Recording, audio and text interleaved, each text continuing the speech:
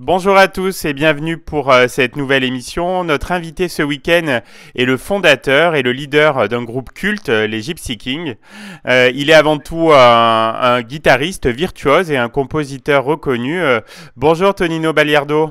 Bonjour, bonjour.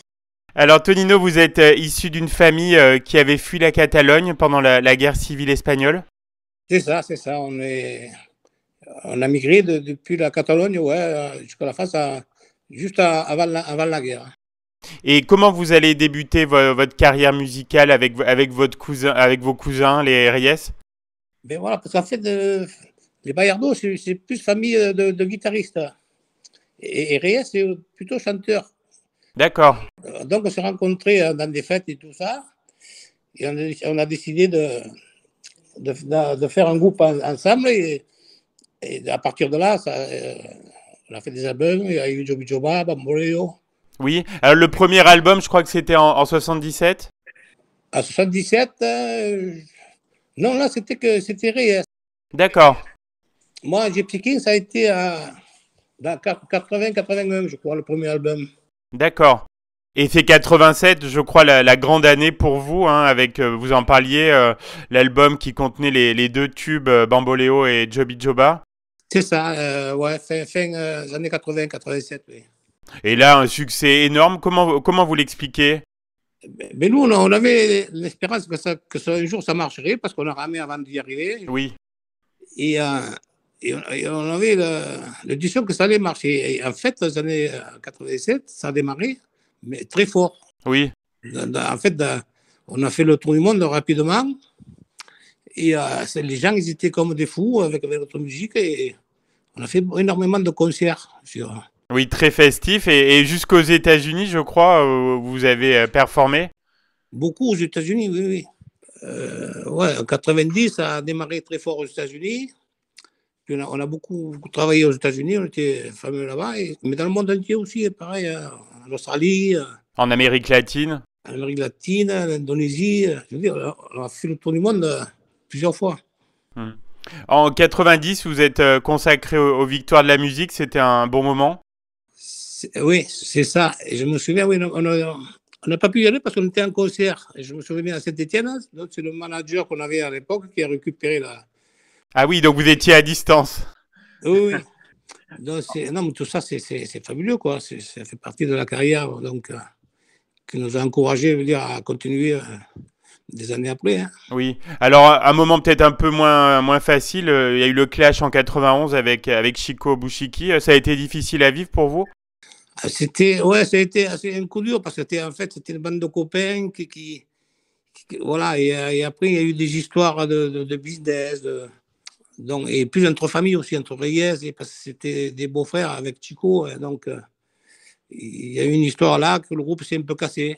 Et donc voilà, quoi, c'était un peu embêtant. Bien sûr, mais bon, ça vous a pas empêché de sortir après plein d'albums. Vous avez eu des récompenses aussi internationales, notamment aux Grammy Awards. Vous êtes bien installé après sur la scène musicale française et internationale? Oui, oui, des concerts. C'est vrai que le Grammy Award américain, ça fait plaisir de le remporter. On a Ah oui, été avant nominé plusieurs fois, mais c'est la première fois où on a remporté.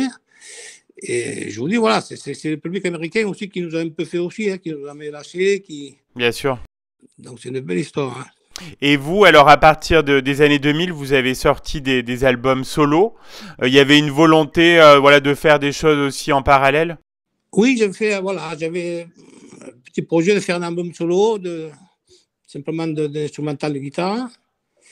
Et je n'ai fait qu'un, en fait. J'en avais l'opportunité de le faire, non, mais j'ai dit, je suivrai le groupe. Hein, plus tard, je le ferai peut-être. Hein. J'en ai fait un qui n'a pas mal marché. Mais non, mais j'avais beaucoup de travail avec le Gypsy King, quoi, je veux dire. Oui, oui, bien sûr, oui. Alors 2022 marque le grand retour des Gypsy Kings avec un nouvel album. Parlez-nous de Renaissance. Mais voilà, ça, en fait, c'est pendant le confinement et tous ceux qui avaient là, il y a 2 ans. Voilà, je me suis mis à écrire, je voulais écrire un album et avoir un projet, avoir un nouveau projet.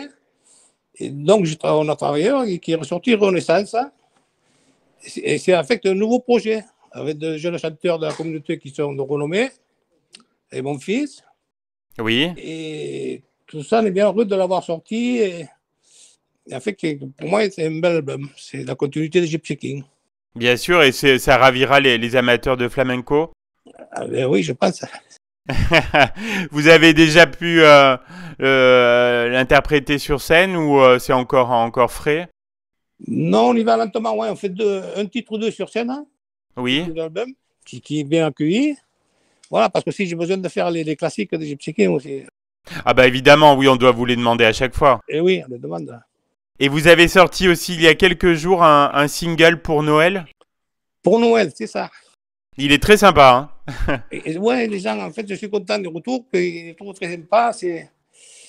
Mais en fait, voilà, c'est une chanson, j'avais longtemps que j'avais l'idée, mais j'ai mis un peu le temps de le réussir, de le produire.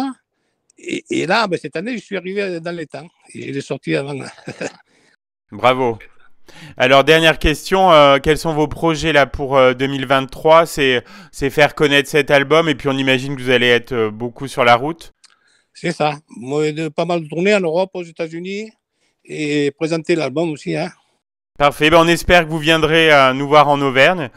Donc, on invite tous nos auditeurs à aller découvrir cet album Renaissance, donc le grand retour des Gypsy Kings. Merci beaucoup, Tonino. Merci à vous. Merci à vous.